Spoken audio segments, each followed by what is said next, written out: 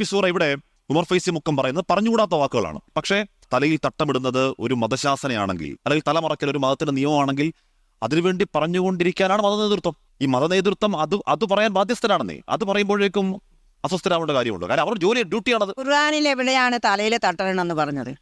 ഇല്ലേ? ഇല്ല. ഞാൻ വ്യക്തമായിട്ട് പറയാം. ഇതേപോലെയുള്ള കുറെ കാര്യങ്ങളാണ് ഉള്ളത്. മനസ്സിലായോ? ഞാൻ ഖുർആൻ ആയത്തുകളൊക്കെ ഞാൻ ഇപ്പം ഇവിടെ എഴുതി വെച്ചിട്ടുണ്ട്. ചർച്ചയുണ്ട്. മുസ്ലിം പെണ്ണുങ്ങൾക്ക് സ്വാതന്ത്ര്യമില്ല. എന്തെല്ലാം പുകിലുകൾ ഉണ്ടാക്കി ഇവിടെ, എന്തെല്ലാം ചർച്ചകൾ ഉണ്ടാക്കി. സുബ്ഹാന ജല്ല ജലാലു. ഇന്നലെയോ മിനിഞ്ഞാന്നൊരു ദിവസം കേരളത്തിലെ അറിയപ്പെട്ട ഒരു ചാനലിൽ ഞാൻ മരിച്ചിട്ടില്ല, ജീവിച്ചിരിപ്പുണ്ട് എന്ന് അറിയിക്കാൻ വേണ്ടി ഒരു പെണ്ണ് പ്രത്യക്ഷപ്പെടാറുണ്ട് മുസ്ലിമീങ്ങളുടെ പേരിൽ. ഞാൻ അത്രയേ പറയുന്നു. എന്താ മൂപ്പത്തിയേര ഫത്വ? ഉമ്മമാര് കേട്ടില്ലേ? അത് സഹോദരിമാരറിഞ്ഞില്ലേ? എന്താ അവര് പറഞ്ഞെന്നറിയോ? ഖുർആനിൽ ഒരു സ്ഥലത്തും തല മറക്കാൻ പറഞ്ഞിട്ടില്ല. അലിഫും ബാവും തെറ്റാതെ വായിക്കാൻ അറിയാത്തൊരു പെണ്ണപ്പ ഈ പറയുന്നത്. ഞാൻ ആ ചർച്ച കണ്ട് ഞെട്ടിപ്പോയി. എന്തൊരു കഷ്ടം! ഖുർആനിൽ തലമറക്കാൻ എവിടെയും പറഞ്ഞിട്ടില്ല. ആര് പറഞ്ഞു? ആരാണത് പറഞ്ഞത്? ഇവിടെ ധാരാളം ഉമ്മമാരുണ്ടല്ലോ. ഞാൻ എന്റെ സഹോദരിമാരോട് പറയട്ടെ, അള്ളാന്റെ ഖുർആൻ 33-ാം അധ്യായം 36-ാം വചനത്തിൽ പറയുന്നൊരു കാര്യമുണ്ട്. എല്ലാ വിശ്വാസികളും കേൾക്കേണ്ടതാണ്, വിശ്വാസിനികളും കേൾക്കേണ്ടതാണ്. ഇത് പറയുമ്പോ മതത്തിന്റെ പുറത്തുള്ള ഒരു സഹോദരൻ എന്റെ സംസാരം കേൾക്കുന്നുവെങ്കിൽ അവരെ തെറ്റിദ്ധരിക്കേണ്ട. മതം പറയേണ്ട ബാധ്യത മതപണ്ഡിതന്മാരുടെ ബാധ്യതയാണ്. അത് ലോകാവസാനം വരെ പറഞ്ഞുകൊണ്ടിരിക്കണം. ഖുർആനിലുള്ള ഒരു വചനമാണ് ഞാൻ കേൾപ്പിക്കുന്നത്. വിശ്വാസികളായ സഹോദര സഹോദരിമാരോട് ഉടയ തമ്പുരാനായ അല്ലാഹു നൽകിയ നിർദ്ദേശം എന്താണ്? വമാ കാന ലിമുഅ്മിനിൻ വലാ മുഅ്മിനത്തിൻ ഇദാ ഖദല്ലാഹു വറസൂലുഹു അംറ. എന്താ പറഞ്ഞത്? അല്ലാഹും റസൂലും ഒരു കാര്യത്തിൽ ഒരു തീരുമാനം പറഞ്ഞാൽ അൻ യകൂന ലഹുമുൽ ഖിയറതു മിൻ അംരിഹിം, അള്ളാഹുവിലും റസൂലിലും വിശ്വസിക്കുന്ന ആണാകട്ടെ പെണ്ണാകട്ടെ അവർക്ക് മറ്റൊരു നിലപാടുണ്ടാകാൻ പാടില്ല. അപ്പോഴല്ലേ മുസ്ലിമാകുന്നത്, അപ്പോഴല്ലേ നമ്മൾ യഥാർത്ഥ അനുസരണയുള്ളവരാകുന്നത്. അല്ലാഹും റസൂലും ഒരു കാര്യം നിങ്ങളോട് പറഞ്ഞാൽ ആ വിഷയത്തിൽ നിങ്ങൾക്ക് മറ്റൊരു നിലപാടുണ്ടാകരുത്. നമ്മുടെ നിലപാട് അല്ലാഹ് പറഞ്ഞ നിലപാട്, റസൂലുള്ള പറഞ്ഞ നിലപാട് സ്വല്ലല്ലാഹു അലൈഹി വസല്ലം. അതിനുശേഷം അല്ലാഹ് പറഞ്ഞു, വമൻ യഅസില്ലാഹ വറസൂലഹു ഫഖദ് ളല്ല ളലാലം മുബീനാ. അല്ലാഹും റസൂലും പറഞ്ഞതിന് എതിര് ചെയ്യാനാണ് പുറപ്പാടെങ്കിൽ അല്ലാഹ് പറയട്ടെ, ആ വഴി പിഴച്ചതാ, ആ മാർഗം മോശ, അത് നന്നല്ല. ഖുർആൻ 33-ാം അധ്യായം 36-ാം വചനത്തിൽ പറഞ്ഞതാ. ഇനി എന്താണ് വിശ്വാസിനികളായ പെണ്ണുങ്ങളോട് അല്ലാഹ് വസ്ത്രധാരണയുടെ കാര്യത്തിൽ നൽകിയ നിർദ്ദേശം? അത് കേൾക്കാൻ ഫാത്തിമമാര് ഉൾക്കൊള്ളണം, സുഹറമാര് ഉൾക്കൊള്ളണം. അവർക്കാണ് മുസ്ലിമായ പെണ്ണെന്ന് പറയാ. അല്ലാഹും റസൂലും പറഞ്ഞതനുസരിച്ച് ജീവിക്കുമ്പോ ഖുർആനിൽ എന്താ അല്ലാഹ് പറയുന്നത്? അധ്യായം അഹ്സാബ് 59-ാം വചനം. ഖുർആനിൽ ഉണ്ടോന്നാ ചിലർക്കൊക്കെ സംശയം. മതം അങ്ങനെ പറഞ്ഞോന്നോ ചിലരൊക്കെ സംശയിക്കുന്നത്. അതുകൊണ്ടാണ് ഞാൻ അധ്യായവും വചനവും ഒക്കെ പറയുന്നത്. നമ്മൾ മനസ്സിലാക്കണം, നമ്മൾ പഠിക്കണം. എന്താണ് അല്ലാഹ് പറയുന്നത്? യാ അയ്യുഹൻ നബിയു, അല്ലാഹു തആല നബിയെ വിളിച്ചുകൊണ്ട് പറയുന്നത്, യാ അയ്യുഹൻ നബിയു കുല്ലി അസ്വാജിക വബനാതിക വനിസാഇൽ മുഅ്മിനീൻ.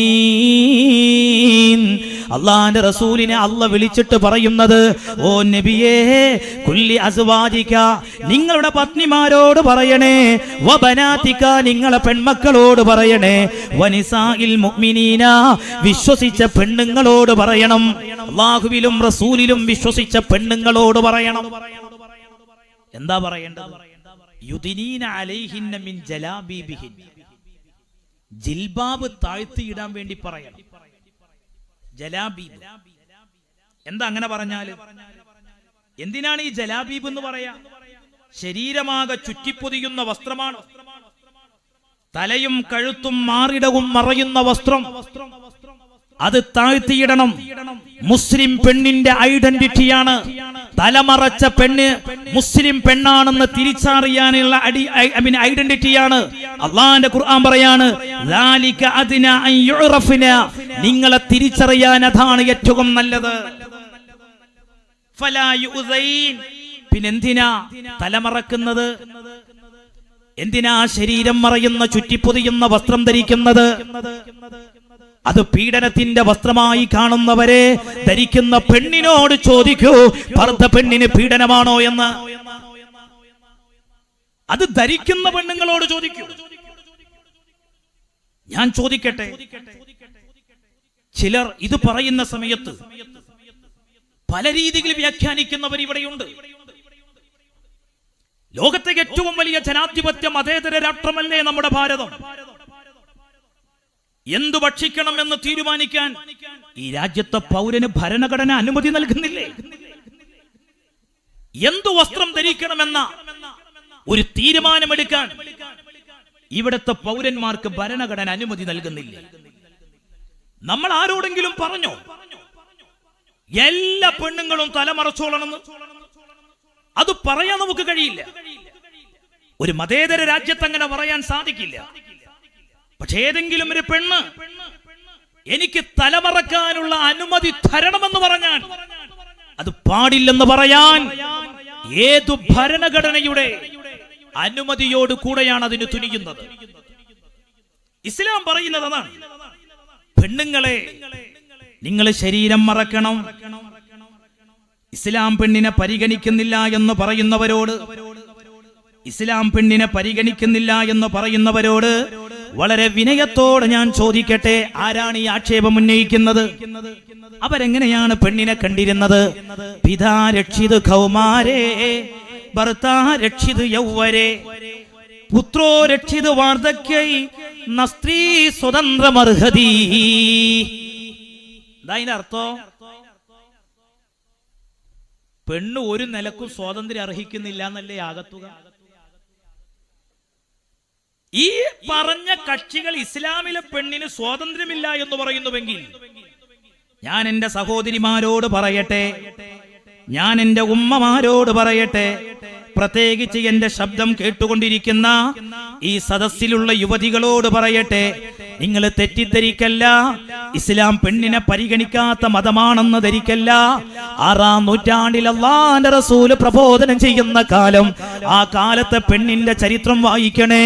എന്റെ പ്രിയപ്പെട്ട യുവതികളായ മുസ്ലിം സഹോദരിമാരോട് ഞാൻ പറയട്ടെ, നിങ്ങൾ അല്ലാഹുവിന്റെ പരിശുദ്ധമായ ഖുർആനിലെ 16-ാം അധ്യായം 58-ാമത്തെ വചനം ഒന്ന് വായിച്ചു നോക്കൂ. അതിൽ അല്ലാഹ് പറയുന്നത് കാണാം, 6-ാം നൂറ്റാണ്ടിലെ പെണ്ണിനോട് ആ കാലത്തെ ജനത കാണിച്ചിരുന്ന സമീപനം, ആ കാലഘട്ടത്തിലെ പെണ്ണുങ്ങളോട് കാണിച്ചിരുന്ന നിലപാട് അല്ലാഹുവിന്റെ പരിശുദ്ധമായ ഖുർആനിൽ പറയുന്നുണ്ട്.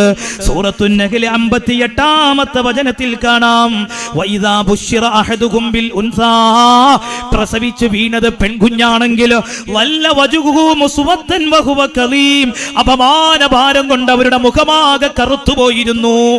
അതായിരുന്നു 6-ാം നൂറ്റാണ്ടിലെ പെണ്ണിന്റെ അവസ്ഥ. ജനിച്ചു വീണത് പെൺകുഞ്ഞാണെങ്കിൽ അപമാനം സഹിക്കവയ്യാതെയായിട്ട് അവരുടെ മുഖത്തെ പ്രഭ നഷ്ടപ്പെടും.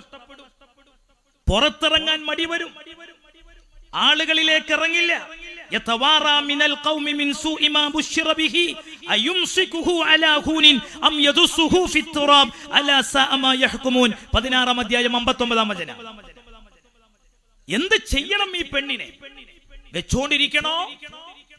കുഴിയെടുത്ത് മണ്ണെടുത്ത് ആ കുഴിയിലേക്ക് തള്ളിയിട്ട് മണ്ണിട്ട് മൂടണോ? എത്രയെത്ര പെൺകുഞ്ഞുങ്ങളെ ആ ജീവനോടെ കുഴിച്ചു മൂടിയത്. സ്ത്രീ ജന്മം ശാപമാണെന്ന് കണ്ടിരുന്ന 6-ാം നൂറ്റാണ്ടിലെ അപരിഷ്കൃത സമൂഹം. നമ്മുടെ നാട്ടിലേക്ക് വരാം. മാറുമറക്കാൻ പെണ്ണിന് അവകാശമുണ്ടായിരുന്നോ? ഇവിടെ സ്വത്തിൽ പെണ്ണിന് അവകാശമുണ്ടായിരുന്നു. എങ്ങനെയായിരുന്നു നമ്മുടെ ഭാരതത്തിലെ സ്ത്രീകൾ ഒരു കാലത്ത് കഴിഞ്ഞിരുന്നത്? ആരാണ് അവർക്ക് ശ്വസിക്കാനുള്ള ശുദ്ധവായു നൽകിയത്? ആരാണ് ഈ നിലപാടുകൾ മാറ്റിയത്? അവിടെയാണ് പെൺകുഞ്ഞുങ്ങളെ ജീവനോടെ കുഴിച്ചു മൂടിയിരുന്ന 6-ാം നൂറ്റാണ്ടിലെ കാട്ടാള ജനവിഭാഗത്തിന്റെ മുഖത്ത് നോക്കി ലോകത്ത് സിംഹഗർജനം നടത്തിയ ഒരു സ്ത്രീ വിമോചകനുണ്ട്. ആ സ്ത്രീ വിമോചകന്റെ പേരാണ് പരിശുദ്ധ റസൂൽ മുഹമ്മദ് മുസ്തഫ സല്ലല്ലാഹു അലൈഹി വസല്ലം. അവിടുന്ന് പറഞ്ഞത് എന്താണ്? ഇമാം തിർമിദി റിപ്പോർട്ട് ചെയ്യുന്ന ഹദീസിൽ കാണാം, മൻ കാന ലഹു സലാസു ബനാതിൻ ഔ സലാസു അഖവാതിൻ ഔ ഇബ്നതാനി ഔ ഉഖ്താനി ഫഅഹ്സന സുഹബതഹുന്ന വത്തഖല്ലാഹ ഫീഹിന്ന ഫലഹുൽ ജന്ന. ജീവനോടെ പെണ്ണുങ്ങളെ കുഴിച്ചു മൂടിയിരുന്ന 6-ാം നൂറ്റാണ്ടിലെ അപരിഷ്കൃത സമൂഹത്തോട് അള്ളാന്റെ റസൂല് പറയുന്നത്, നിങ്ങൾ 2 പെൺമക്കളെ അല്ലെങ്കിൽ 3 പെൺമക്കളെ സഹോദരിമാരെ നിങ്ങൾ വളർത്തുകയാണെങ്കിൽ, അവർക്ക് വിവാഹ പ്രായമെത്തുമ്പോൾ അവരെ കെട്ടിച്ചു വിടുകയാണെങ്കിൽ, അവരെ കാര്യത്തിൽ പടച്ചതമ്പുരാനെ പേടിച്ചുകൊണ്ട് ജീവിക്കുകയാണെങ്കിൽ നിങ്ങൾക്ക് സ്വർഗമുണ്ടെന്ന് പഠിപ്പിച്ച നേതാവ്, ലോകം കണ്ട ഏറ്റവും വലിയ സ്ത്രീ വിമോചകൻ, അത് മുഹമ്മദ് മുസ്തഫ സല്ലല്ലാഹു അലൈഹി വസല്ലം. ആ നേതാവാണോ സ്ത്രീ വിരോധി? ആ നേതാവാണോ സ്ത്രീ വിരോധി? ഞാൻ ചോദിക്കട്ടെ, മാതാവിന്റെ കാൽ കീഴിലാണ് സ്വർഗമെന്ന് പഠിപ്പിച്ച ഒരു മതം എങ്ങനെയാണ് സ്ത്രീ വിരുദ്ധത അവതരിപ്പിക്കുന്നു എന്ന് പറയുന്നത്? മാതാവിന്റെ കാൽ ചുവട്ടിലാണ് സ്വർഗം. ഇന്നും നിങ്ങൾക്ക് കണക്കെടുക്കാം. നിങ്ങളുടെ ഈ തെക്കൻ ജില്ലയിൽ നിങ്ങൾ കണക്കെടുക്ക്. ഈ ആലപ്പുഴ ജില്ലയിൽ, തൊട്ടടുത്ത കൊല്ലം ജില്ലയിൽ, കോട്ടയം ജില്ലയിൽ, ഈ പരിസരത്തെ ജില്ലകൾ നിങ്ങൾ എടുക്കുക. അവിടെയുള്ള വൃദ്ധസദനങ്ങളിൽ ഒരു പക്ഷേ നിങ്ങൾക്ക് കുറഞ്ഞു കാണാൻ കഴിയുന്നത് മുസ്ലിം കമ്മ്യൂണിറ്റിയിൽപ്പെട്ടവരെ ആയിരിക്കും. തീരെയില്ല എന്നല്ല ഞാൻ പറയുന്നത്. മാതാപിതാക്കൾ ഭാരമായി കാണുന്ന മക്കൾ ഇന്നുണ്ട്. അവർ ഏറെ ഭയപ്പെടണം അല്ലാഹുവിന്റെ പരലോകത്തെ. പ്രായമാകുന്ന മാതാപിതാക്കളെ അവഗണിക്കുന്നവർ, അവർ നരകം ഭയപ്പെടണം.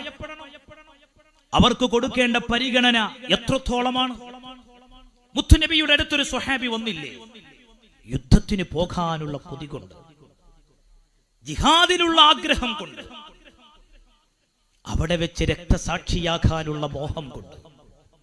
പുണ്യനബി സല്ലല്ലാഹു അലൈഹി വസല്ലം ആ സ്വഹാബിയോട് ചോദിച്ച ചോദ്യം എന്താണെന്നറിയോ? എന്താ ചോദിച്ചത്? വാപ്പിയമ്മയൊക്കെ ഉണ്ടോന്ന് ചോദിച്ചു. ഉണ്ട് നബി. പ്രായവരാണോ? അതെ നബിയെ. ഓല നോക്കിയാ മതി, അവരെ പരിപാലിച്ചാ മതി, അതിനേക്കാളും വലിയ കൂലി ഇതിനില്ലട്ടോ. അതാ മുത്തുനബി സല്ലല്ലാഹു അലൈഹി വസല്ലം. ഞാൻ എന്റെ സഹോദരിമാരോട് പറയട്ടെ, വാട്സപ്പുകളിലൂടെ നമ്മൾ ചില ക്ലിപ്പുകൾ കാണാറുണ്ട്. പ്രായമായ അമ്മയെ, പ്രായമായ ഉമ്മയെ വെളിയിലേക്ക് തള്ളിയിട്ട് ചുടുവെള്ളം മുഖത്തൊഴിക്കുന്ന മരുമകളുടെ ചിത്രം, സ്വത്തിനു വേണ്ടി പിതാവിനെ തല്ലിക്കൊല്ലുന്ന മക്കളുടെ ചിത്രം. എത്ര വേദനാജനകമായ കാര്യമാണ്. അവിടെയാണ് നമ്മൾ മനസ്സിലാക്കേണ്ടത്. അല്ലാഹുവിന്റെ റസൂല് പറഞ്ഞതെന്താണ്? മാതാവിന്റെ കാൽ ചുവട്ടിലാണ് സ്വർഗം. അവരോട് വിനയം കാണിക്കണേ, അവരെ ആദരിക്കണേ, അവരെ ബഹുമാനിക്കണേ. അവർക്ക് വെറുപ്പുണ്ടാകുന്ന വാക്ക് പറയരുതേ, അവരോട് ചെയ്യുന്ന വാക്ക് പോലും പറയരുതേ. അവർക്ക് ആവശ്യമായ പരിചരണം കൊടുക്കണേ എന്ന് പരിശുദ്ധ റസൂൽ മുഹമ്മദ് മുസ്തഫ. ആ നേതാവാണോ, ആ നേതാവ് പ്രചരിപ്പിച്ച മതമാണോ ഈ രാജ്യത്ത് സ്ത്രീ വിരുദ്ധത പറയുന്നത്? എത്രയെത്ര വചനങ്ങളുണ്ട്, ഞാൻ അങ്ങോട്ട് കടക്കുന്നില്ല. സുബ്ഹാനല്ലാഹ്. വഫാത്തിന്റെ വേളയിൽ പോലും പുണ്യനബി പറഞ്ഞത് അല്ലാഹ് അല്ലാഹ് ഫിന്നിസാ ഫിന്നിസാ. നിങ്ങൾ പെണ്ണുങ്ങളെ കാര്യത്തിൽ ശ്രദ്ധ കാണിക്കണേ. എനിക്ക് മനസ്സിലായിട്ടില്ല ഇസ്ലാം എവിടെയാണ് ഈ പെണ്ണുങ്ങളെ അവഗണിക്കുന്നത് എന്ന്. എന്താണ് പരിഗണന? അല്ലെങ്കിൽ എന്താണ് സ്വാതന്ത്ര്യം? പെണ്ണടിഞ്ഞാടലാണോ? അതാണോ സ്വാതന്ത്ര്യം? അതല്ല. ഇന്നിപ്പോ പ്രചാരം എന്തിനാ ഈ മറ? ഞാൻ നിങ്ങളെ കാണുന്നു, നിങ്ങൾ എന്നെ കാണുന്നു. സംഘാടകര് പറഞ്ഞു, ഉസ്താദേ, ആണുങ്ങൾ ഒത്തിരി കുറഞ്ഞാലും പെണ്ണുങ്ങൾ കണ്ടമാനുണ്ടാവുന്നു. ഞാൻ അപ്പൊ അതൊന്നും കണ്ടിട്ടില്ല. അതിനിപ്പോ അഥവാ ആണുങ്ങൾ കുറയാണെങ്കിൽ മൂല്യര് വയല് പറയില്ല, എന്ത് ചെയ്യണ്ട, ഒരു ഉസാറ് കുറവ് കാട്ടണ്ടെന്ന് കരുതിയിട്ട് സംഘാടകർ പറയുന്ന ഒരു മേറ്ററും ആകും. പക്ഷെ ഇവിടെ അങ്ങനല്ല കേട്ടോ, ഇവിടെ പെണ്ണുങ്ങൾ കണ്ടമാനുണ്ട്. അപ്പൊ ഈ മറന്റെ അപ്പുറത്തിരിക്കുന്ന കോളേജിലൊക്കെ പഠിക്കുന്ന പെൺകുട്ടിയൊക്കെ ഉണ്ടാവും ഒരു തോന്നൽ, ഇങ്ങനെ ഒരു മറക്ക് വേണം. ഇതപ്പോ ഞങ്ങൾ മനുഷ്യരല്ലേ, ഞങ്ങളൊന്ന് ഇരുന്ന് കണ്ടിച്ചിട്ട് ഇപ്പൊ എന്താ കുഴപ്പം? ഈ മറ ഉണ്ടല്ലോ, അത് വയലിന്റെ സദസ്സിൽ മാത്രം ഉണ്ടാകേണ്ട ഒരു മറൊന്നുമല്ല കേട്ടോ. ഇവിടെ എന്തായാലും വേണം, കാരണം ഇവിടെ ദീനാണല്ലോ പറയുന്നത്. ഇവിടെ തന്നെ മറ ഇല്ലെങ്കിൽ പിന്നെ എന്താ ഉണ്ടാകുക? ഞങ്ങളെ മലപ്പുറത്തൊരു ചൊല്ലുണ്ട്, മൊല്ലാക്ക നിന്ന് പാത്തിയാല് മക്കള് നടന്നു പാത്തു. അപ്പൊ ഇത് മാതൃകയായിരിക്കണം. ഈ മറ നമ്മുടെ കല്യാണ വീടുകളിൽ വേണം. ഈ മറ ധാർമ്മികതയുടെ മറയാണ്, മതത്തിന്റെ മറയാണ്. ആണും പെണ്ണും തുല്യമാണെന്ന് പറയുന്നവർ അവര് മതം പഠിക്കാത്തവരാണ്, അവര് ശാസ്ത്രബോധമില്ലാത്തവരാണ്, മനുഷ്യന്റെ ശരീരശാസ്ത്രത്തെ കുറിച്ചുള്ള ബാലപാഠം പോലും ഇല്ലാത്തവരാണ്. അതേ പറയാറുള്ളൂ, അതവിടെ കേട്ടെ. മനുഷ്യന്റെ ശരീരശാസ്ത്രത്തെ കുറിച്ചുള്ള ബാലപാഠമുള്ളവർ പറയോ ആണും പെണ്ണും ഒരുപോലെയാണെന്ന്? ആണും പെണ്ണും ഒരുപോലെയാണോ? എന്തൊരു കഷ്ടം. ഇപ്പൊ അങ്ങനെയൊക്കെയാണല്ലോ, യൂണിഫോം ഒരുപോലെ. ഓ, എല്ലാ പെണ്ണുങ്ങളും പാന്റും കുപ്പായിട്ടാൽ സമത്വമായി. ഇത് തിരിച്ചും വേണ്ടേ? ആണുങ്ങളൊക്കെ സാരി എടുക്കുക. അപ്പൊ നമ്മളൊക്കെ ഒരു ചുരിദാരെടുത്ത് പ്രസംഗിച്ചാൽ വന്നാൽ എങ്ങനെ ഉണ്ടാവും? അല്ല, അങ്ങട്ടില്ല. അപ്പൊ ഇവരാണ് സത്യത്തിൽ ഈ പെണ്ണിനെന്തോ കുറവുണ്ട് എന്ന് പറയുന്നത്. പെണ്ണിന് ഇപ്പൊ എന്തോ കുറവ് ഇവർ പറയാതെ പറയാ പെണ്ണിപ്പോ ഒരു കുറവാണ്, പെണ്ണ് ആണിന്റെ മാതിരി ആകണം. ഈ വസ്ത്രത്തിനോടുകൂടെ പെണ്ണല്ലായോ? ഓരോന്നിനും ഓരോന്നില്ലേ? ഇതൊക്കെയാണ് ഇപ്പൊ ഇസ്ലാം പഴഞ്ചനാണെന്ന് പറയുന്നത്. അള്ളാന്റെ ഖുർആൻ പറഞ്ഞു, 2-ാം അധ്യായത്തിൽ നിങ്ങൾക്ക് 228-ാം വചനത്തിൽ കാണാൻ കഴിയും, വലിരിജാലി അലൈഹിന്ന ദറജ. ആണും പെണ്ണും തുല്യ അല്ല എന്നപ്പ അതിന്റെ അർത്ഥം. അതാണ് ഇപ്പൊ അതിന്റെ ആശയം. ആണും പെണ്ണും തുല്യ അല്ലാന്ന് അള്ളാന്റെ ഖുർആൻ പറഞ്ഞതാണ്. ഖുർആൻ ആരിറക്കിയ ഗ്രന്ഥ, അത് തിരുത്തേണ്ട ഗതികേടില്ല. ഇന്നാ നഹ്നു നസ്സൽന ദിക്റ വ ഇന്നാ ലഹു ലഹഫിളൂൻ. അല്ലാഹ് ഖുർആനിൽ പറഞ്ഞതെന്താണ്? ഞാനാണ് ഖുർആൻ അവതരിപ്പിച്ചത്, അതുകൊണ്ട് തന്നെ അന്ത്യനാൾ വരെ ഖുർആനിന്റെ സന്ദേശങ്ങൾ ഞാൻ നിലനിർത്തും. നിങ്ങൾ ആലോചിച്ചു നോക്ക്, ലൗ കാന മിൻ ഇൻദി ഗൈരില്ലാ, അല്ലാഹുവിന്റെ ഖുർആൻ പറഞ്ഞില്ലേ, ഈ പരിശുദ്ധമായ ഖുർആൻ പടച്ച തമ്പുരാന്റെ പക്കലിൽ നിന്നല്ല അവതരിച്ചതെങ്കിൽ അതിൽ നിങ്ങൾക്ക് ലവജദൂ ഫീ ഇഖ്തിലാഫൻ കസീറാ, അഭിപ്രായ ഭിന്നതകൾ കാണാൻ കഴിയും. അതിൽ വൈരുദ്ധ്യങ്ങൾ ഉണ്ടാകും, അതിൽ സംഘർഷഭരിതമായ ആശയങ്ങൾ ഉണ്ടാകും, കാലത്തിന് യോജിക്കാത്ത നിലപാടുകൾ ഉണ്ടാകും. പഠിച്ച റബ്ബാണ് സത്യം. വല്ലാഹി സുമ്മ വല്ലാഹി, ഈ നൂറ്റാണ്ട് ഇത്ര പുരോഗതിപ്പെട്ടിട്ട് ശാസ്ത്ര കണ്ടുപിടുത്തങ്ങൾ അതിവേഗം മുന്നോട്ട് പോയിട്ട് പോലും 6-ാം നൂറ്റാണ്ടിൽ അറേബ്യൻ സമൂഹത്തോട് സംസാരിച്ച ഖുർആനിന്റെ ഒരാശയം ഈ പുതിയ കാലത്ത് തിരുത്തേണ്ട ഗതികേട് വന്നിട്ടുണ്ടോ? മുസ്ലിങ്ങൾക്ക് അങ്ങനെ ഒരു ഗതികേട് വന്നിട്ടില്ല. പിന്നെ ചിലര് പറയും ഈ ഹദീസ് ആയത്തിനെതിരാണ്. ഹദീസും ആയത്തും പഠിക്കാത്തവരാണ്. ഓലാണ് ഈ വലിയ ഇടങ്ങേറ്.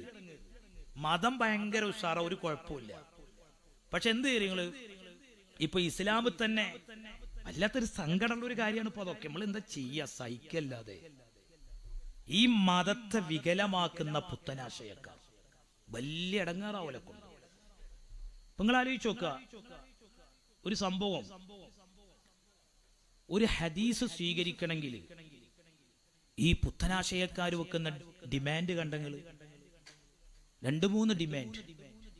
അതിലൊന്നെന്താണെന്നറിയോ? ഖുർആനിന് എതിരാകാൻ പാടില്ല ഹദീസ്. അപ്പൊ അങ്ങനെ ഉണ്ടാവും. ഈ ഹദീസ് തന്നെ എന്താ? ഹദീസ് എന്ന് പറഞ്ഞാൽ ഖുർആനിന്റെ വ്യാഖ്യാനാണത്. ഖുർആൻ അവതരിച്ചത് ആർക്കാ? നബിക്ക. ആ മുത്തുനബി തങ്ങൾ ഹദീസ് ഖുർആനിന് എതിരുണ്ടാവൂല. അത് ഹദീസ് വായിക്കുന്നിടത്ത് വരുന്ന പ്രശ്നമാണ്. ഹദീസ് വായിക്കുന്നിടത്ത് വരുന്ന അബദ്ധമാണ്, ഭീമാബദ്ധമാണ്. അത് നമ്മൾ തിരുത്തണം. അപ്പൊ ഞാൻ ഒരു ഉദാഹരണം പറയാം, നമ്മൾ മനസ്സിലാക്കാൻ വേണ്ടി പറയാണ്. ഇതൊക്കെ നമ്മളെന്തറിയോ, ഈ പുതിയ കാലത്ത് നമ്മൾ ജീവിക്കുമ്പോൾ നമ്മൾ ഇതൊക്കെ കൃത്യമായി മനസ്സിലാക്കണം. ഒരു ഉദാഹരണം പറഞ്ഞാൽ, ഖുർആനിനെതിരായിട്ട് ഒരു ഹദീസ് ഉണ്ട് എന്നാണ് ചില ആൾക്കാർ പറയുന്നത്. ഞാൻ ചോദിച്ചു ഏതാ ഹദീസ്? അപ്പൊ ഒരു ഹദീസ് ഏതാന്ന് അറിയങ്ങള്? സൂറത്തു നംലിലെ 80-ാമത്തെ ആയത്തിൽ അല്ലാഹു തആല പറയുന്നു, ഇന്നക ലാ തുസ്മിഉൽ മൗത, മരിച്ചവര് കേൾക്കൂല. ഓല് കൊടുക്കുന്ന ഒരു അർത്ഥമാണ് ഇപ്പൊ ഞാൻ പറയുന്നത്. മരിച്ചവര് കേൾക്കൂല എന്ന് ഖുർആൻ പറയുന്നു. അപ്പൊ ഖുർആനിലുള്ളത് എന്താ? മരിച്ചവര് കേൾക്കൂല എന്നാണ്. എന്നാ ഞാൻ ഹദീസിലോ? ബുഖാരി 1285-ാമത്തെ ഹദീസ് നമ്പറായി കൊണ്ടുവന്ന ഹദീസ്, അനസ് ബിൻ മാലിക് റളിയല്ലാഹു അൻഹുവിനെ തൊട്ട് നിവേദനം എന്താ പറയുന്നറിയോ? ഇന്നൽ അബ്ദ ഇദാ ഉളിഅ ഫീ ഖബ്രിഹി വതവല്ല അൻഹു അസ്ഹാബുഹു വഇന്നഹു ലയസ്മഉ ഖർഅൻ ആലിഹി. ഇത് ബുഖാരിയാണ്. എന്താ ഈ ബുഖാരിന്റെ സ്ഥാനം മുസ്ലിം സമൂഹത്തിൽ? ഖുർആൻ കഴിഞ്ഞാൽ ലോക മുസ്ലിമീങ്ങളുടെ പ്രാമാണിക ഗ്രന്ഥം എന്താണ്? അത് സ്വഹീഹുൽ ബുഖാരിയാണ്. ഇമാം ബുഖാരി ഉദ്ധരിച്ച സ്വഹീഹുൽ ബുഖാരി.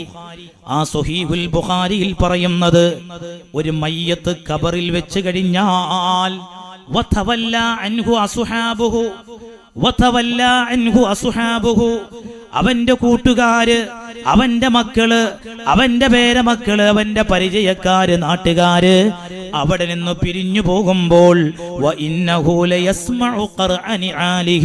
അവര് നടന്നു നീങ്ങുന്ന ചരിപ്പടിക്കാലിന്റെ ശബ്ദം ആ കബറാളി കേൾക്കുമെന്ന് പരിശുദ്ധ റസൂൽ മുഹമ്മദ് മുസ്തഫ സല്ലല്ലാഹു അലൈഹി വസല്ലം. കണ്ടോ, എതിരായി. ഇപ്പൊ എന്താ എതിരായി? ഖുർആൻ പറയുന്നു മരിച്ചവര് കേൾക്കൂല. നബിയുടെ ഹദീസിൽ പറയുന്നു എന്ത്? ഒരു മയ്യത്ത്, മഹാത്മാക്കൾ എന്നല്ല കേട്ടോ, മഹാത്മാക്കളൊക്കെ എന്തായാലും കേൾക്കും. ഇത് ശൈഖ് ജീലാനി തങ്ങൾ അനുസ്മരിച്ചിട്ടുള്ള പരിപാടിയല്ലേ? ബഗ്ദാദിൽ കിടക്കുന്ന മഹാനവറുകൾ ഈ കൊച്ചു സദസ്സിൽ ഒരുമിച്ച് കൂടിയ നൂറുകണക്കിന് വിശ്വാസിനികളെ മഹാനവറുകൾ കാണും അറിയുമെന്ന് പറയുമ്പോ നമ്മളെ ബുദ്ധിക്കത് ഉൾക്കൊള്ളാൻ കഴിയണില്ല. അതെങ്ങനെ കാണുക? അതെങ്ങനെ കേൾക്കുക? അത് വിട്. നിങ്ങൾ ഈ തൊട്ടടുത്ത പള്ളിപ്പറമ്പ് എടുക്ക്. ഇത് ബുഖാരിയിലെ ഹദീസ. ഒരു മയ്യത്ത് കബറടക്കം ചെയ്തിട്ട് മക്കള് തിരിച്ചു പോരുമ്പോ പുണ്യനബിയുടെ വാക്കാ സല്ലല്ലാഹു അലൈഹി വസല്ലം, അവര് നടന്നു പോകുമ്പോ എന്താ പറഞ്ഞത്? അവര് ചെരിപ്പടിക്കാരിന്റെ ശബ്ദം കേൾക്കും. മയ്യത്ത് കേൾക്കൂട്ട, പാപ്പ കേൾക്കും. അപ്പൊ എന്താ സംഭവം? ആയത്തു ഹദീസു എതിരായോ? ഇല്ല. പിന്നെ എന്താണ്? ഇതാണ് പ്രശ്നം. ഈ അധിക ആളുകൾക്കും ഈ സത്യവഴിയിൽ നിന്ന് തെറ്റിപ്പോകാനുള്ള കാരണം എന്താണെന്നറിയോ? അവർ ഈ നേരായ രീതിയിൽ ഖുർആൻ പഠിക്കണില്ല എന്നുള്ളതാണ്. നമ്മളെ യുക്തിക്കനുസരിച്ചല്ല ഖുർആൻ നോക്കേണ്ടത്. ഖുർആൻ പിന്നെ എന്ത് ചെയ്യണം? നമ്മുടെ മുൻഗാമികൾ എങ്ങനെയാണ് ആ ആയത്ത് വിശദീകരിച്ചത്, ആ വിശദീകരണം ഉൾക്കൊള്ളണം. ഇപ്പൊ ഞാൻ പറയട്ടെ, ഇമാം ബുഖാരി വലിയ ഹദീസ് പണ്ഡിതനല്ലേ? പക്ഷെ ആ ഇമാം ബുഖാരി ഷാഫി മദ്ഹബ് സ്വീകരിച്ച ആളാണ്. ആ ഇമാം ബുഖാരി ഷാഫിഈ മദ്ഹബ് സ്വീകരിച്ചു. എനിക്കൊരു മദ്ഹബും വേണ്ട, ഞാനല്ല ഇപ്പൊ ഈ ഹദീസൊക്കെ ക്രോഡീകരിച്ചത്, ഞാൻ എന്റെ ഇഷ്ടത്തിനനുസരിച്ച് ജീവിച്ചോളാം എന്ന് ബുഖാരി ഇമാം സ്വീകരിച്ചില്ല. സഹോദരങ്ങളെ, യുവാക്കളെ, നമ്മൾ മനസ്സിലാക്കണം. ഒരു ഷാഫിഈ മദ്ഹബ് സ്വീകരിച്ചു, വഫാത്തായി. അപ്പൊ നമ്മുടെ മുൻഗാമികൾ ഈ ആയത്ത് വിശദീകരിച്ചത് എങ്ങനെ? ഇമാം തൊബരിയുടെ തഫ്സീർ എടുക്കും. മഹാനവറുകളെ തഫ്സീറിൽ പറയാണ്, ഇന്നക ലാ തുസ്മിഉൽ മൗത. എല്ലാ ഉമ്മമാരും പഠിക്കണം, സഹോദരിമാരും മനസ്സിലാക്കണം. എന്താ പറയുന്നത്? ഈ മരിച്ചവര് കേൾക്കൂല എന്നർത്ഥം പറയുന്ന ഈ ആയത്ത് വിശദീകരിച്ചിട്ട് പറയുന്നറിയോ? യഖൂലു, അല്ലാഹ് പറയാണ്, ഇന്നക യാ മുഹമ്മദ്, ഓ മുഹമ്മദ് നബിയേ, ലാ തഖ്ദിറു അൻ തുഫ്ഹിമൽ ഹഖ്ഖ മൻ തബഅ അല്ലാഹു അലാ ഖൽബിഹി ഫഅമാതഹു. ഹൃദയം മരിച്ചുപോയവരെ കേൾപ്പിക്കാൻ നിങ്ങൾക്ക് കഴിയൂല.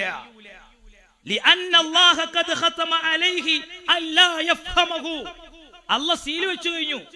ഇപ്പൊ നമ്മളുണ്ടല്ലോ സാധാരണ ഇത് പറഞ്ഞ് കേൾക്കൂല എന്നുള്ള അർത്ഥത്തിലല്ല. ചിലപ്പോ നമ്മൾ പറയും, ഉസ്താദേ അല്ലെങ്കിൽ മാഷോട് ഒരു മാഷേ, എന്റെ മോണ്ട് തീരെ പറഞ്ഞാ കേൾക്കൂല. അതിന്റെ അർത്ഥം ചെവി പൊട്ടനാന്നാ? അതാണോ അതിന്റെ അർത്ഥം? അല്ല. പിന്നെന്താണ്? അനുസരിക്കൂല എന്നതുപോലെ ഈ ഹൃദയം മരിച്ചുപോയവരെ അവരെ നിങ്ങൾക്ക് സത്യം അനുസരിപ്പിക്കാൻ കഴിയൂല. നിങ്ങളുടെ ഈ സന്ദേശം അവർ കേൾക്കൂല. അവരുടെ ഹൃദയത്തിൽ പടച്ചോൻ സീല് വെച്ചു കഴിഞ്ഞു. അതല്ലാതെ മരിച്ചോര് കേൾക്കൂല എന്നല്ല. സുബ്ഹാനല്ലാഹ്. മഹാനായ അംർ ഇബ്നുൽ ആസ് റളിയല്ലാഹു അൻഹു വലിയ സ്വഹാബിയാണ്, പ്രഗൽഭ സ്വഹാബിയാണ്. അവരുടെ ഒരു വസിയ്യത്ത് കാണാം. ഇമാം മുസ്ലിം അവിടുത്തെ സ്വഹീഹിൽ ഉദ്ധരിക്കുന്നുണ്ട്. ആ വസിയ്യത്തിൽ പറയുന്നത് എന്താണ്? ഫഇദാ ദഫൻതുമുനി, എന്നെ നിങ്ങൾ മറവ് ചെയ്ത് കഴിഞ്ഞാൽ ഫസുന്നു അലയ്യ തുറാബ ശന്നാ, നിങ്ങൾ മണ്ണ് വാരിയിടണം. മഹാനവറുകൾ പറയാണ്, എന്റെ കബറിൽ മണ്ണ് വാരിയിടണം. അങ്ങനെ മണ്ണ് വാരിയിട്ട് കബറടക്കം കഴിഞ്ഞിട്ട് പോകല്ല, നിങ്ങൾ പോകല്ല. അംർ ഇബ്നുൽ ആസ് എന്ന സ്വഹാബി വര്യന്റെ വസിയ്യത്ത് ഇമാം മുസ്ലിം ഉദ്ധരിക്കുന്നത് കാണാം. സുമ്മ അഖീമു ഹൗല ഖബരി ഖദ്റ മാ തുൻഹറു ജസൂറുൻ വയുഖ്സമു ലഹ്മുഹാ. ഒരു ഒട്ടകത്തെ അറുത്ത് അതിന്റെ മാംസം വിതരണം ചെയ്യാൻ ആവശ്യമായ സമയം, ആ സമയം അത്രയും നിങ്ങൾ എന്റെ കബറിന്റെ പരിസരത്തു നിൽക്കണം. എന്തിനാണത്? അത്രയും സമയം കബറിന്റെ പരിസരത്ത് ചെലവഴിക്കണം. എന്നിട്ട് മഹാനായ അംർ ഇബ്നുൽ ആസിന്റെ വസിയ്യത്ത് എന്താ? മഹാനവറുകൾ പറയുന്നത്, ഹത്താ അസ്തഇനിസ ബിക്കും, ഞാൻ നിങ്ങളെ കൊണ്ട് സന്തോഷിക്കാൻ വേണ്ടിയാണ്. എനിക്ക് നിങ്ങളെ കൊണ്ട് സന്തോഷിക്കണം.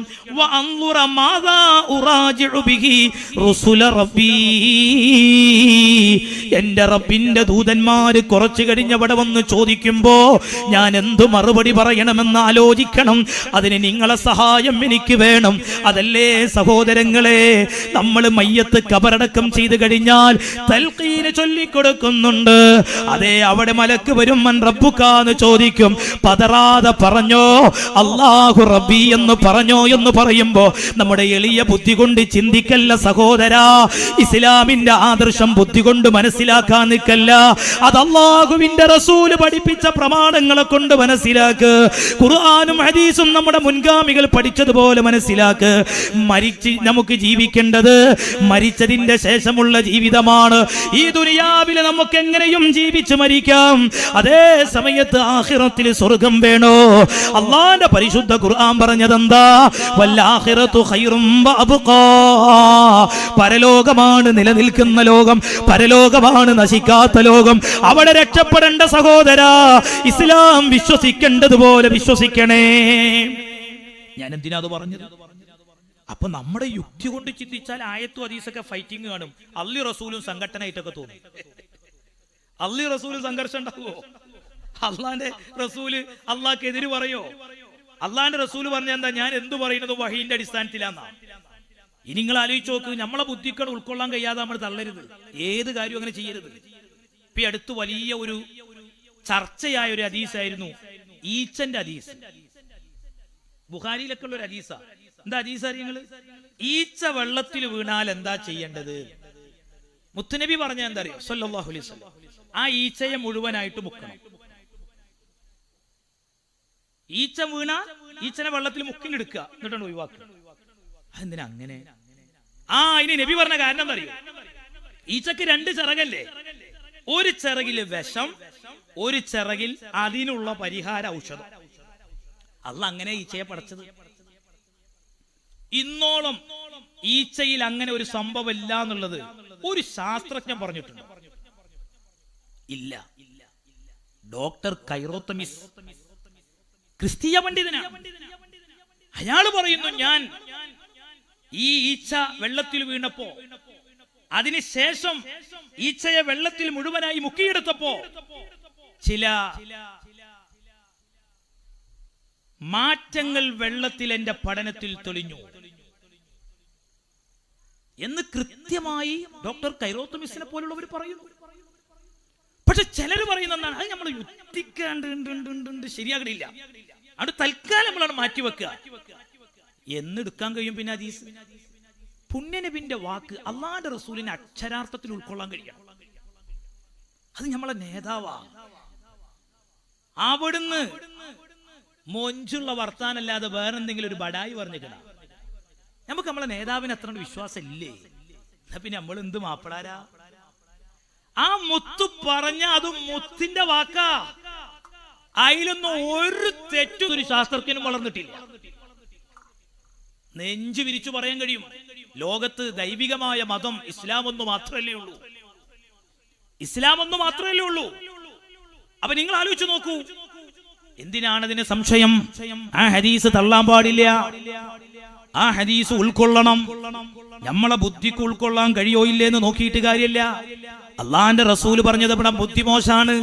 അള്ളാന്റെ റസൂല് പറഞ്ഞു, പെണ്ണേ നീ ആണിനെ പോലെയല്ല, ആണ് പെണ്ണിനെ പോലെയല്ല എന്ന് അള്ളാന്റെ ഖുർആൻ പറഞ്ഞിട്ടുണ്ടെങ്കിൽ ആർക്കാണ് ഇവിടെ സമത്വത്തിന്റെ പേര് പറഞ്ഞ് ആണും പെണ്ണും തുല്യമാണെന്ന് പറയാൻ കഴിയുന്നവര്?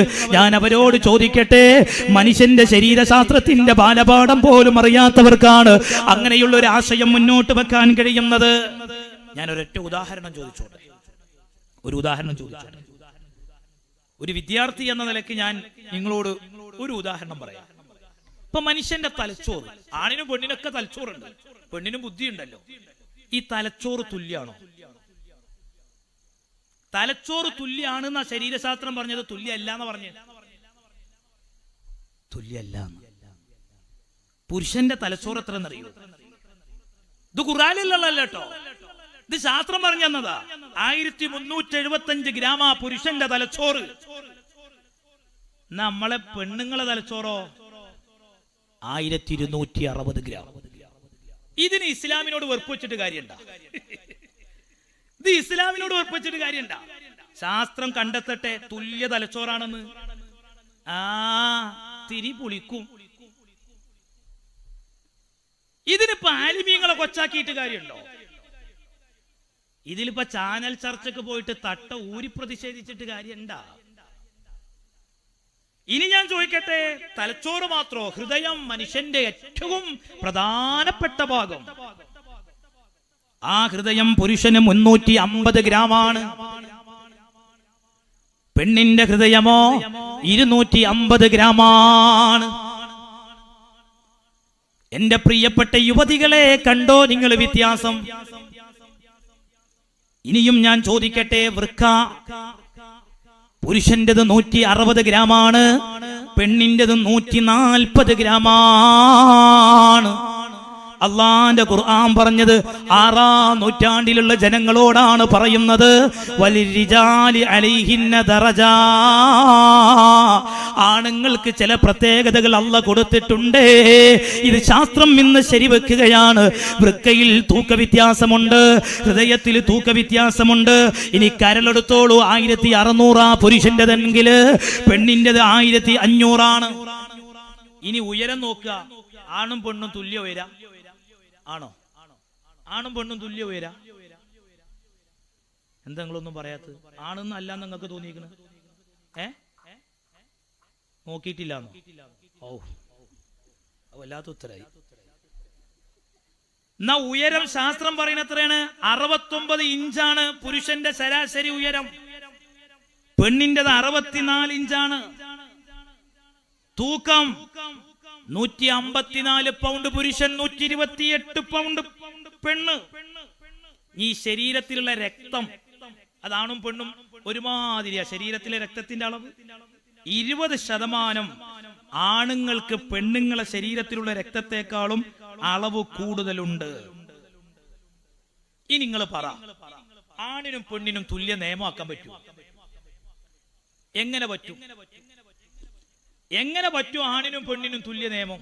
നിങ്ങൾ ഏത് സാഹസിക ജോലി എടുത്തോളൂ, അതിലൊക്കെ ഇന്നും ആണുങ്ങൾ തന്നെയല്ലേ കൂടുതൽ.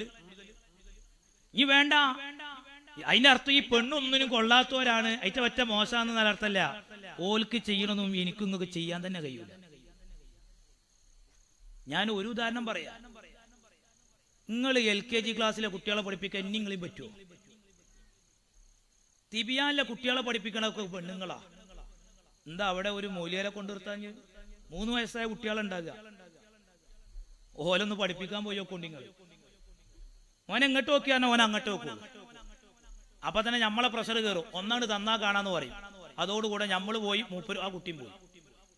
ഈ ക്ഷമ എന്ന് പറയുന്നത് പെണ്ണിനെ ഉണ്ടാവുള്ളൂ. നിങ്ങളൊന്ന് ആലോചിച്ച് നോക്കിയാൽ അയച്ചുള്ള ക്ഷമ നമ്മളെ കൊണ്ട് കഴിയോ ഒരു കുട്ടീനെ പരിപാലിക്കാൻ? രാത്രി ഏറെ വൈകിയ നമ്മളെ ഭാര്യ കിടക്കണത്, അങ്ങനെ കിടന്ന് കുട്ടിക്ക് മുലപ്പാലൊക്കെ കൊടുത്ത് സുബ്ഹാനല്ലാഹ്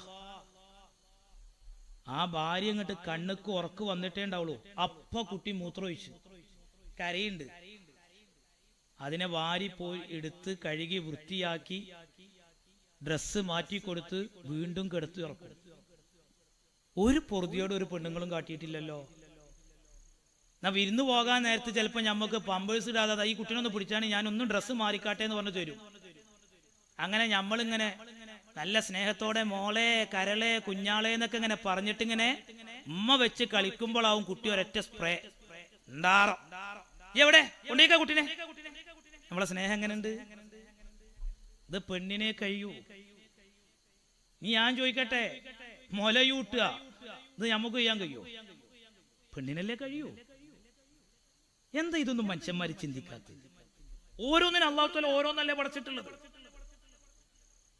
അപ്പൊ പെണ്ണിന് കഴിയണ ഒരു കാര്യം ഇപ്പൊ അടുത്ത കാലത്ത് ഉണ്ടെങ്കിൽ എന്തായത് ആണ് പെണ്ണായി ശസ്ത്രക്രിയ. അത് അവയവങ്ങൾ ചിലത് മുറിച്ചു മാറ്റാൻ കഴിയുന്നല്ലാതെ ആണ് പെണ്ണാകുമോ? എവിടെ ആണ് പെണ്ണായത്? എന്നിട്ട് എന്ത് ചെയ്തറിയോ? ഒരു പെണ്ണ് ആണിന്റെ മാതിരി വേഷം കെട്ടി അതിനു വേണ്ടിയിട്ടുള്ള പല ശസ്ത്രക്രിയ നടത്തി.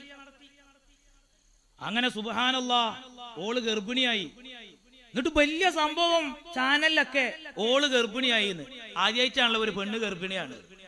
ഇതൊക്കെ ചാനൽ ചർച്ചയിൽ ചർച്ച ചെയ്യാനും കുറെ സാധനങ്ങൾ. എന്നിട്ട് ഇപ്പൊ ആ പെണ്ണും മരിച്ചു, ഒക്കെ മരിച്ചില്ലേ, ആത്മഹത്യ ചെയ്തു പോയി. നിങ്ങളൊന്ന് ആലോചിച്ച് നോക്കണേ കഷ്ടപ്പാട്. അല്ലെങ്കിൽ ഇപ്പൊ പ്രസവിക്കാൻ പെണ്ണാകണം, പിന്നെ കല്യാണം കഴിക്കണം എന്നില്ല. ബീജബാങ്ക് ഉണ്ട് ഇപ്പോ. ബീജബാങ്ക് ഇപ്പൊ ലെസ്ബിയൻ വിവാഹങ്ങളെ പ്രോത്സാഹിപ്പിക്കുകയാണ് ഭരണകൂടങ്ങൾ വരെ. ലെസ്ബിയൻ വിവാഹങ്ങളെ, ആദില നൂറകളെ നിങ്ങൾ കണ്ടില്ലേ? എന്താണ് അവർ പൊതുസമൂഹത്തിന് നൽകുന്ന മെസ്സേജ്? എന്താണ് അവരെ പ്രോത്സാഹിപ്പിക്കേണ്ട കാര്യം? അവർക്ക് പ്രത്യേകം സംവരണം വരെ കൊടുക്കാനുള്ള തയ്യാറെടുപ്പില്ല. നിങ്ങൾ ആലോചിച്ച് നോക്കണം, എത്ര വലിയ ക്രൂരമായ ഒരു മെസ്സേജാണ് അവർ ഈ സമൂഹത്തിന് നൽകുന്നത്. ഇനി അവർക്ക് എങ്ങനെ മക്കളുണ്ടാകാൻ പണിയൊന്നുമില്ല. അതിന് ബീജബാങ്ക് മതി. ഏതെങ്കിലും ഒരുത്തന്റെ ബീജം കൊണ്ടുവന്ന് ഇവളിൽ കുത്തിവെച്ചാൽ അവളിൽ മക്കളുണ്ടാകും. അതിലൊന്നും സംശയമില്ല. പക്ഷെ അവിടെയാണ് മനസ്സിലാക്കേണ്ടത്, വിവാഹം എന്ന് പറയുന്നത് മക്കളെ ഉണ്ടാക്കാൻ മാത്രമല്ല. പുതിയ സമൂഹം വായിച്ചത് അങ്ങനെയാണ്. പുതിയ സമൂഹം വിവാഹത്തെ കുറിച്ചുള്ള സങ്കല്പവും അതാണ്. അവര് വാഴിക്കട്ടെ സൂറത്തുർ റൂമിലെ 21-ാം വചനം. വിവാഹം എന്തിന് എന്ന ചോദ്യത്തിനുള്ള ഉത്തരം നിങ്ങൾക്ക് ആ വചനത്തിൽ കാണാം. അതിൽ എന്താ അല്ലാഹു പറയുന്നത് അറിയോ? വമിൻ ആയാതിഹി അൻ ഖലഖ ലക്കും മിൻ അൻഫുസികും അസ്വാജ ലിതസ്കുനൂ ഇലൈഹാ. സഹോദരിമാരെ, വിവാഹിതരാകാത്ത യുവതി യുവാക്കളെ, ഞാൻ ഈ പറയുന്ന കാര്യം നിങ്ങൾ കേൾക്ക്. എന്തിനാ വിവാഹം? സന്താനോത്പാദനത്തിനല്ല, കാമപൂർത്തീകരണത്തിന് വേണ്ടി മാത്രമല്ല. കാമപൂർത്തീകരണത്തിന് ഇവിടെ എന്തെല്ലാം വഴികളുണ്ട്. വഴിവിട്ട മാർഗം സ്വീകരിച്ചാലും കാമപൂർത്തീകരണം നടക്കും. ദേശയ്ക്ക് പണമാണ് വേണ്ടത്, കാമുകിക്ക് കാമം തീർക്കലാണ് ആവശ്യമുള്ളത്. അതിനൊക്കെയാണ് അവരാഗ്രഹിക്കുന്നത്. എന്നാൽ ഇസ്ലാമിലെ വിവാഹം എന്തിനാണ് എന്ന ചോദ്യം സൂറത്തുർ റൂമിലെ 21-ാം വചനം മറുപടി പറയുന്നു. ലിതസ്കുനൂ ഇലൈഹ, ശാന്തി തേടി ചൊല്ലാനുള്ള ഘട്ടമാണ്. വജഅല ബൈനകും മവദ്ദതൻ വറഹ്മ. നോക്കൂ നിങ്ങൾ, എന്താ ഈ ശാന്തി തേടി ചെല്ലാനുള്ള ഘട്ടം? അതാ നമ്മുടെ ഭാര്യ, അതാ നമ്മുടെ ഭാര്യ. ശാന്തി തേടി ചെല്ലാനുള്ളത്. ഇപ്പൊ ഗൾഫിൽ നല്ല ചൂടാ. ആ ചൂട് സഹിച്ചിട്ട് ജോലിയെടുത്ത് ഒരുപാട് മണിക്കൂർ ജോലിയെടുത്ത് അങ്ങനെ റൂമിൽ വന്ന്, ശീതീകരിച്ച എയർ കണ്ടീഷൻ ഉള്ള റൂമാ, ആ റൂമിൽ വന്ന്, അങ്ങനെ റൂമിൽ വന്ന് ശരീരം തണുക്കും. പക്ഷേ ചൂട് പിടിച്ച പുരുഷന്റെ മനസ്സ് തണുപ്പിക്കാൻ ശീതീകരിച്ച റൂമിലെ തണുപ്പ് കൊണ്ടാവില്ല. ആ മനസ്സ് തണുക്കൽ എപ്പോഴാണെന്നറിയോ? വീട്ടിലുള്ള ഭാര്യയെ വിളിച്ചിട്ട് സംസാരിക്കുമ്പോഴാണ്. വീട്ടിലുള്ള ഭാര്യയെ വിളിച്ച് സംസാരിക്കുമ്പോഴാണ്. ചൂട് പിടിച്ച മനസ്സിനെ തണുപ്പിക്കാൻ വിവാഹ ജീവിതത്തിലൂടെയുള്ള സഹധർമ്മിണിക്കേ കഴിയൂ. അതുകൊണ്ടാണ് വിവാഹിതർ മനസ്സംതൃപ്തിയുള്ളവരാണെന്ന് NC ഗ്ലിന്നിന്റെ പഠനവും വിളിച്ചു പറഞ്ഞു. അതൊക്കെ വിശാലമായി പറയേണ്ടതാണ്, നമ്മൾ പഠിക്കേണ്ടതാണ്, നമ്മൾ മനസ്സിലാക്കേണ്ട കാര്യങ്ങളാണ്. അപ്പൊ ഞാൻ പറഞ്ഞു വന്നത്, ആണും പെണ്ണും തുല്യമല്ല എന്ന് കൃത്യമായി ശാസ്ത്രം പറഞ്ഞു. മതനിയമത്തിലും അങ്ങനെയാണ്. ആ നിയമം വ്യത്യാസമുണ്ടായത് കൊണ്ടാണ് പെണ്ണേകി മറ. നിങ്ങളെ കൈകാലുകളിൽ ആഭരണങ്ങൾ ഉണ്ടായേക്കാം, പക്ഷേ സംസാരിക്കുന്ന എന്നിലോ ഈ സദസ്സിലിരിക്കുന്ന ഈ പുരുഷന്മാരുടെ കൈകാലുകളിലോ ഒരാഭരണവും ഇല്ല. വെള്ളിമോതിരം ഞങ്ങൾക്ക് ധരിക്കാം, അതേ സമയത്ത് സ്വർണം നിഷിദ്ധമാണ്. പെണ്ണിന് സ്വർണം ഹലാലാണ്. നിയമം അങ്ങനെയാ. പട്ടുവസ്ത്രം അത് പെണ്ണിന് ഹലാലാണ്, പുരുഷന് ഹറാമാണ്. ഞങ്ങൾ ഇന്ന് വരെ ഒരു സമരം ചെയ്തിട്ടുണ്ടോ? സ്വർണം ധരിക്കാൻ ഞങ്ങൾക്കും വേണം അവകാശമെന്ന് ഞങ്ങൾ പറഞ്ഞിട്ടുണ്ടോ? അത് അല്ലാഹു പെണ്ണുങ്ങൾക്ക് അനുവദിച്ച കാര്യമാണ്. ഇനി പെണ്ണിന്റെ ഔറത്താകട്ടെ, അത് ആണിന്റെ ഔറത്ത് പോലെയല്ല. ഒരു പുരുഷന്റെ ഔറത്ത് എത്രയാണ്? അവൻ നിസ്കരിക്കുകയാണെങ്കിലും അല്ലാത്ത സമയത്താണെങ്കിലും അവന്റെ നഗ്നതാഭാഗം എന്ന് പറയുന്നത് അത് മൊട്ടുപൊക്കിളിന്റെ ഇടയിലുള്ള സ്ഥലമാണ്. പുരുഷൻ അത്രയും മറച്ചാൽ അവന്റെ ഔറത്ത് മറച്ചവനായി തീർന്നു. എന്നാൽ ഒരു പെണ്ണിന്റെ ഔറത്ത് എന്താണ്? അത് അഷ്റഫുൽ ഖൽഖ് സ്വല്ലല്ലാഹു അലൈഹി വസല്ലം തങ്ങൾ വളരെ കൃത്യമായി നമ്മളെ പഠിപ്പിച്ചതാണ്. ഒരു അന്യ പുരുഷന്റെ മുന്നിൽ പെണ്ണേ നീ ഔറത്താണ്, നീ ശരീരം മറക്കേണ്ടവളാണ്. അനിവാര്യമായ കാര്യത്തിന് വെളിയിലേക്ക് ഇറങ്ങുമ്പോ നീ ശരീരം മറച്ചവളായി വെളിയിലേക്ക് പോകണം. അതാണ് അള്ളാന്റെ ഇസ്ലാം പഠിപ്പിക്കുന്നത്. നീ കൈതണ്ട മറക്കാതെ പോകല്ല പെങ്ങളെ, നീ തല മറക്കാതെ പോകല്ല പെങ്ങളെ. നിന്റെ ശരീരത്തിന്റെ അവയവങ്ങളുടെ വണ്ണങ്ങൾ എടുത്ത് ഫിറ്റായി വിനകത്ത് എടുത്തു കാണിക്കുന്ന ഫിറ്റായ വസ്ത്രം ധരിച്ചിട്ട് പോകല്ല പെങ്ങളെ, പോകല്ല പെങ്ങളെ. അതിന് ഇസ്ലാം നിങ്ങൾക്ക് അനുമതി നൽകിയിട്ടില്ല. നിങ്ങളെ മാതൃകാ വനിത ആരാണെന്നറിയുമോ? അത് മഹദി ഫാത്തിമ റളിയല്ലാഹു അൻഹയാണ്.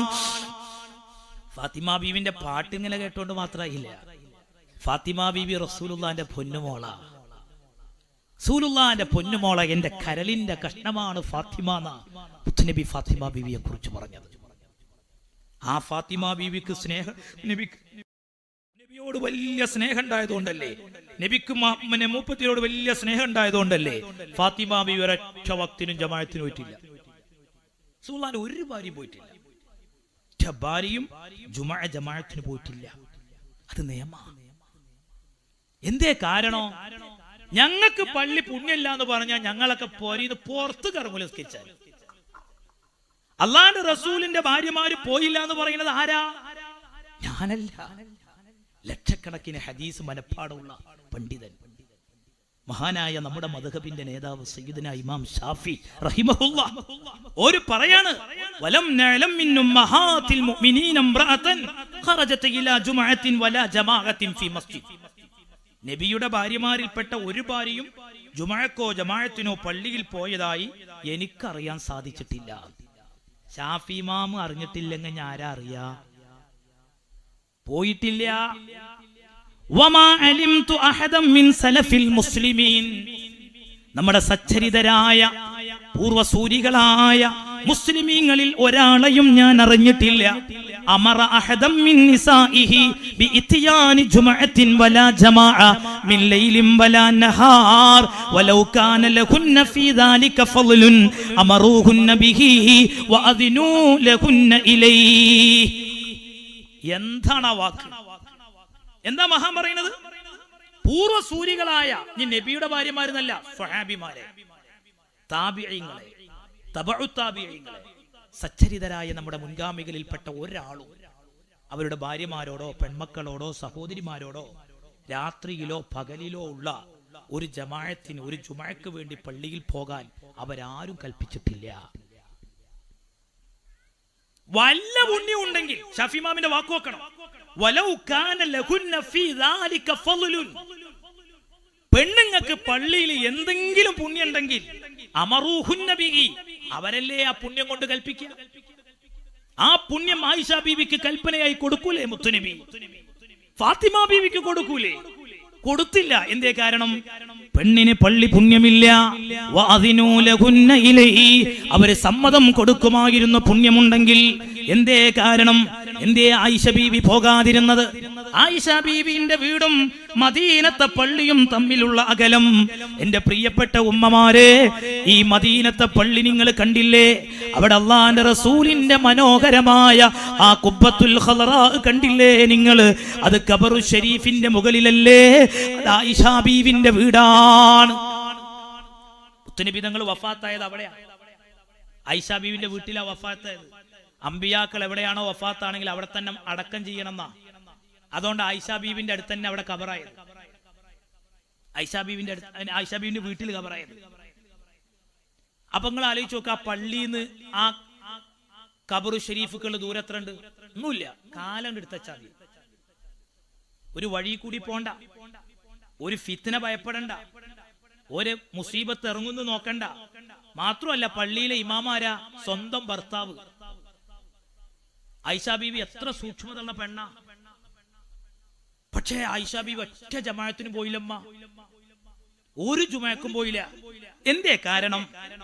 ആയിഷ ബീവി ഉൾപ്പെടെയുള്ള അള്ളാന്റെ റസൂലിന്റെ പത്നിമാരോട് അള്ളാന്റെ റസൂല് പഠിപ്പിച്ച മെസ്സേജ് എന്താണ്? ഖൈറു മസാജിദിൻ നിസാഇ ഖൈറു ബുയൂതിഹിന്ന. ഒരു പെണ്ണിന്റെ ഉത്തമമായ പള്ളി ഏതാ? അവളെ വീടിന്റെ അന്തർഭാഗമാണ്. നിങ്ങളുടെ വീടിന്റെ ഉള്ളറയാണ് പെണ്ണേ നിങ്ങൾക്ക് നിസ്കരിക്കാൻ ഏറ്റവും ബെറ്ററായ പ്ലേസ്. ഇതാണ് പുണ്യ നബിയുടെ വചനം. ബുയൂതുഹുന്ന ഖൈറുൽ ലഹുന്ന. പെണ്ണേ, നിനക്ക് ഖൈറ് നിന്റെ വീടാണ്. പാണുങ്ങൾ പൊരി നിസ്കരിക്കണം, പള്ളി നിസ്കരിക്കണം, കൂലി രണ്ടാ. പള്ളിക്ക് പോയി നിസ്കരിച്ചാൽ കൂടുതൽ കൂലി കിട്ടും. പെണ്ണിന് അങ്ങനെ കിട്ടുമോ?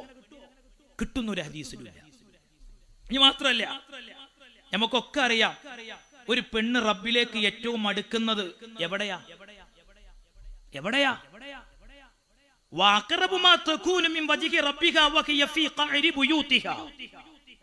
പുണ്യനബി പറയാൻ, നീ നിന്റെ വീട്ടിന്റെ ഉള്ളിൽ വെച്ച് ഇബാദത്ത് എടുക്കുമ്പോഴാണ് നിന്റെ റബ്ബിലേക്ക് നീ എടുക്കുന്നത്. എന്തിനാ പിന്നെ അത് ഒഴിവാക്കി പള്ളി പോണം? അതുകൊണ്ടാണ് മുസ്ലിം പെണ്ണുങ്ങൾ നമ്മുടെ ഈ കേരളത്തിൽ സ്വഹാബത്താണ് ദീനെത്തിച്ചത്. കൊടുങ്ങല്ലൂരിലാണ് ആദ്യത്തെ പള്ളി. ഇന്ത്യയിൽ ആദ്യത്തെ പള്ളി കൊടുങ്ങല്ലൂരിലാണ്, ചേരമാൻ മസ്ജിദ് പള്ളി. ആ പള്ളി ഉൾപ്പെടെ 10-ലധികം പള്ളി സ്വഹാബത്ത് നിർമ്മിച്ചതായി ചരിത്രം പറയുന്നുണ്ട്. ആ പള്ളിയിൽ ഒറ്റ പള്ളിയിലും പെണ്ണുങ്ങള് ജുമഅക്കോ ജമാഅത്തിനോ പോയിട്ടില്ല. സ്വഹാബത്ത് എന്ന് പറഞ്ഞാൽ ആരാ? നബിന്റെ ശിഷ്യന്മാരാ, നബിയെ കണ്ടോരാ, നബിന്റെ അടുത്ത് നിന്ന് ദീന് പഠിച്ചോരാ. അവരുണ്ടാക്കിയ ഒരു പള്ളിയിലും ഇല്ല. അപ്പൊ നമ്മൾ മനസ്സിലാക്കണ്ടേ? നമ്മളത് ഉൾക്കൊള്ളണം. പെണ്ണിനുള്ള നിയമങ്ങൾ അത് പറയുമ്പോൾ നമ്മൾ മനസ്സിലാക്കണം. എന്നാൽ മഖാമുകളിൽ, മഖ്ബറകളിൽ, ഉറൂസുകളിൽ, നേർച്ചകളിൽ പെണ്ണുങ്ങൾക്ക് തീരെ പുറത്തിറങ്ങണ്ടെന്നാണോ ഇസ്ലാം പറയുന്നു? പുറത്തിറങ്ങാം. അനിവാര്യമായ ഘട്ടങ്ങളിൽ പെണ്ണിന് പുറത്തിറങ്ങാം. പെണ്ണിന് സാധാരണക്കാരുടെ ഖബർ സിയാറത്ത് സുന്നത്തില്ല.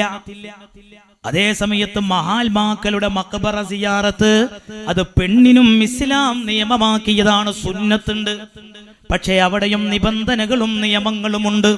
അത് പാലിക്കുന്നില്ലെങ്കിൽ മതമല്ല തെറ്റുകാരൻ, അത് പോകുന്ന പെണ്ണാണ് ശ്രദ്ധിക്കേണ്ടത്.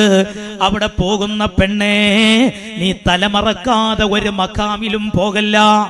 നീ ഒരിക്കലും അന്യ പുരുഷന്മാരോടൊത്ത് ഇടകലരുന്ന രീതിയിൽ ഉണ്ടാകരുത്. അതെല്ലാം ഇസ്ലാം വിലക്കിയതാണ്. നീ പോകുമ്പോ നിന്റെ ഹിജാബ് പൂർണ്ണമായും പാലിക്കണം. ആയിഷ ബീവി റളിയല്ലാഹു അൻഹയുടെ സൂക്ഷ്മത പാഠമാകണം. ഫാത്തിമ ബീവിയുടെ സൂക്ഷ്മത പാഠമാകണം. ആരാ ഫാത്തിമ ബീവി? റസൂലുള്ളാഹിന്റെ പൊന്നുമോളല്ലേ. ആ ഫാത്തിമ ബീവിയുടെ പ്രിയപ്പെട്ട ഭർത്താവാരാ? പ്രിയപ്പെട്ട പെങ്ങളെ അലിയാര് തങ്ങളാണ്. പാവപ്പെട്ടവരായിരുന്നു അലിയാര് തങ്ങള്.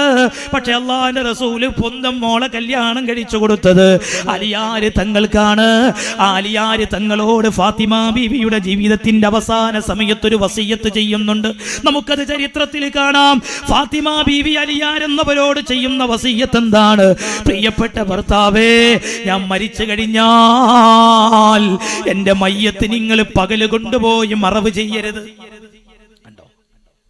എന്റെ മയ്യത്ത് നിങ്ങൾ പകല് കൊണ്ടുപോയി മറവ് ചെയ്യരുത്, രാത്രിയിൽ അടക്കം ചെയ്യണം. എന്തേ കാരണം? എന്താ കാരണം?